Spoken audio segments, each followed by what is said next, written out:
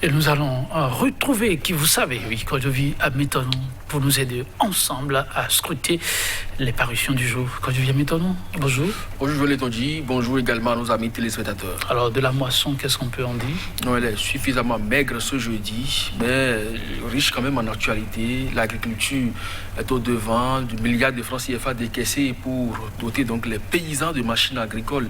Ce n'est pas rien. Il y a aussi qu'au niveau de l'éducation, la liste des aspirants rendus publics et querellés a été donc retouchée. Et donc beaucoup ont été finalement réintégrés. Au niveau politique également, ça travaille toujours. Joël Aïvo qui continue donc de drainer la foule, même si à ce jour, il n'est pas sûr de participer au scrutin parce que personne ne sait véritablement ce qui va se passer pour ce qui concerne la question du parrainage qui agite toujours l'actualité politique nationale. Là-dessus, l'interprétation qu'en a fait la Sénat continue donc de préoccuper certains confrères. Oui, de la matière, vous avez raison. Non, on démarre. Ça va être avec quel quotidien? L'Audace Info, puisque la moisson elle est maigre, on commence donc par l'Audace Info qui affiche en titre ce matin, à quelques mois de la présidentielle, une forte cohésion s'observe autour de leaders du rassemblement. Joël Aïvo suscite une adhésion populaire, écrit donc ce journal. Le matinal, acquisition de 10 milliards de machines, un nouveau souffle à la mécanisation agricole et puis redéploiement des aspirants. La liste contestée est réajustée, publie ce journal également. Le matin libre présidentiel de 2021 et parrainage, 4 ou 9 candidats au plus.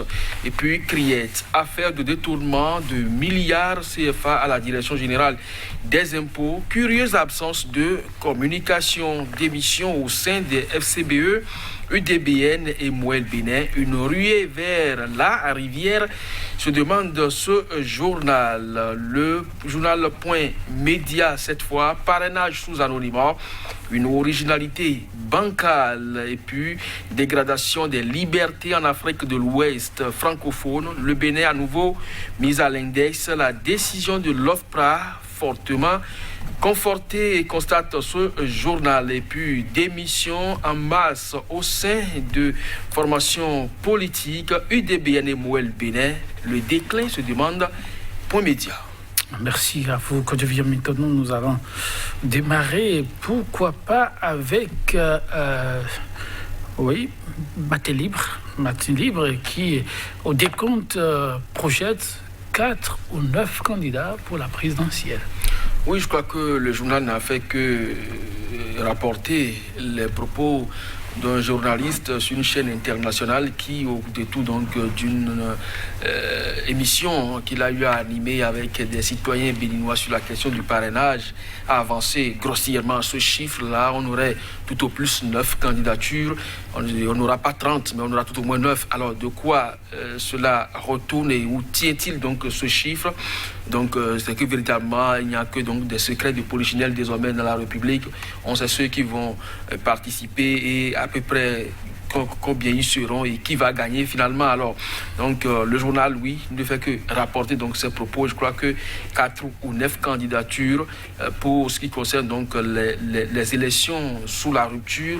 Au moins, je ne sais pas si tout ça procéderait donc du camp des blocs républicains et progressistes. Si cela va s'ouvrir donc aux indépendants, comme à Ivor que nous avons évoqué à l'entame, ce serait quand même bien parce que c'est d'abord ce que réclame aujourd'hui la grande masse. Il faut quand même que les élections soient ouvertes à tous ceux qui ont donc la volonté et les aptitudes pour y prendre part. Et donc, si on peut avoir jusqu'à 9 candidatures, ce n'est pas pléthorique, mais ce n'est pas moindre aussi. Ce n'est pas pléthorique, mais ce n'est pas moindre non plus. On reste au niveau du Matin Libre avant de passer à un autre quotidien. Affaire à Douanon, absence de communication. Le quotidien trouve cela curieuse.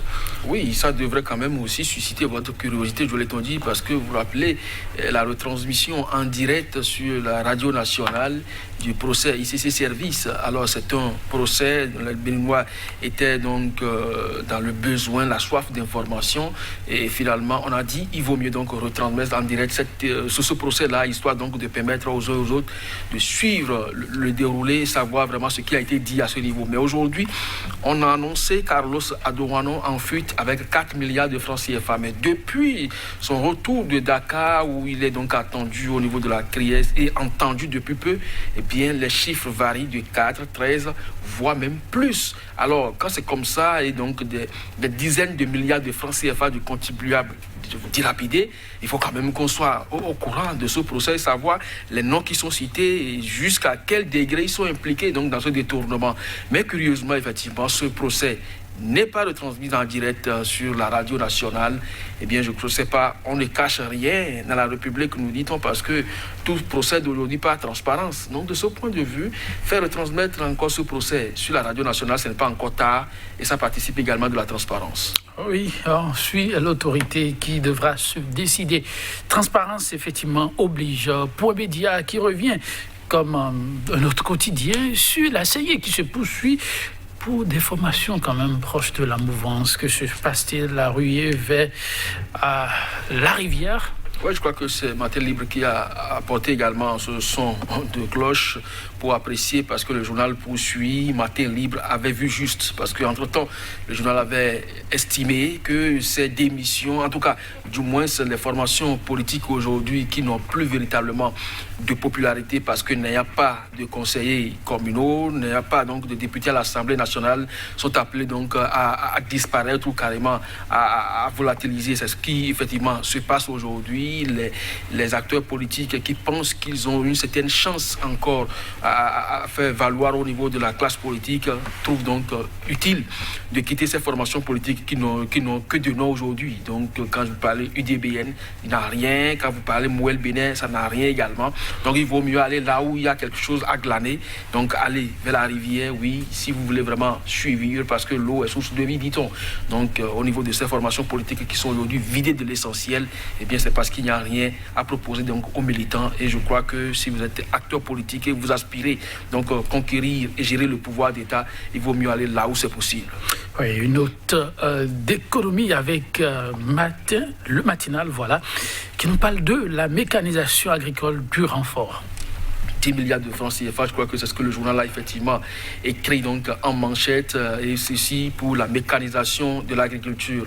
Alors quand on sait très bien que dans cette même République, les fonds liés aux machines agricoles avaient fait grand bruit et on ne sait pas véritablement ce que c'est devenu aujourd'hui. L'argent aussi bien investi que les machines achetées pour la circonstance, on se demande si cela vaut véritablement le coup par ce temps de soudure.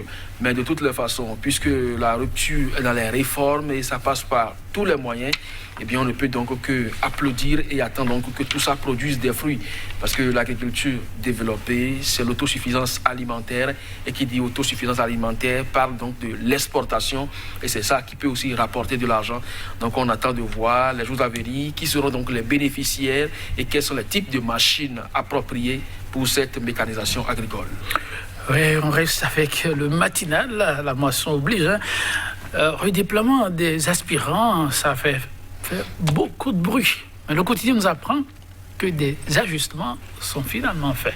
Oui, on aurait pu éviter tout ça parce que c'est ce rétro-pédalage, on en est désormais habitué. Mais c'est quand même dommage parce qu'au sortir de cette rencontre de chefs de l'État avec les centrales et confédérations syndicales, on ne sait pas ce qui a pressé pour qu'on sorte donc cette liste bancale. Aujourd'hui, les voix se sont élevées, les Angouétors se sont également invités dans la danse, dans un collège du Sud, à Ekpé, pour être plus précis. Mais aujourd'hui, on apprend donc que cette liste contestée a été réajustée. On attend donc de voir si effectivement l'aspiration du chef de l'État a été vraiment traduite en acte, parce que le chef de l'État, au cours de cette rencontre, avait dit que personne ne sera donc laissé sur le carreau, ne serait-ce que les aspirants qui ont servi l'année écoulée. Mais on a noté donc à l'arrivée que ça n'a pas été le cas. Aujourd'hui, cette liste réajustée, on attend donc de voir si effectivement les jours à venir, les gens ne donneront pas encore de la voix pour montrer jusque là que effectivement tout le monde n'a pas été pris en compte. Maintenant, si c'est le contraire, on ne peut donc que saluer ceux qui ont véritablement réintégré les uns les autres, quitte à leur donner cet emploi plus que parce que aspirant ne veut pas dire enseignant, agent permanent de l'État. Donc si juste cette question de vacation, vous ne pouvez donc plus offrir cela aux gens, je ne sais pas véritablement à quoi est-ce que vous êtes utile pour la République lorsque vous êtes au poste et que je vois là. Oui, que tu viens maintenant quelques secondes, hein. Une note de culture, pourquoi pas, Point Média, qui fait la lumière sur Angélique Kidjo, qui illumine le Bénin. Oui, qui illumine le Bénin à travers donc le monde. On la présente plus star de la musique, plusieurs fois ambassadrice de l'UNICEF et autres organismes. Angélique Kidjo, je crois que si on doit révéler le pays, ça ne peut qu'être de cette façon-là, plutôt que ce à quoi nous assistons aujourd'hui, avec toujours un média qui parle donc de la dégradation des libertés en Afrique de l'Ouest francophone, où le Bénin s'illustre négativement donc en termes de liberté d'aller et venir donc de ses citoyens. Je crois donc que Angélique Kidjo, il faut saluer donc cette femme brave qui fait donc la fierté nationale, et le Bénin, comme je l'ai dit, peut davantage s'illustrer. Joël Etonji, ce n'est pas les faits et gestes qui manquent en la matière. Il suffit donc de décrisper la tension politique nationale, de rassurer les citoyens et d'ouvrir également le secteur de l'entrepreneuriat, parce que oui, on l'annonce tambour battant, mais dans les faits et également les propos, il y a toujours un grand fossé qu'on note lorsque les opérateurs économiques ne peuvent pas travailler sur place et être à l'aise, et ils sont donc obligés de mettre donc les clés sous opération. Eh bien, on ne peut que courir donc aux emprunts obligataires, et on ne peut que donc persécuter ceux qui voient la chose autrement et en parlent. Et c'est ça aujourd'hui qui traduit donc beaucoup plus le Bénin.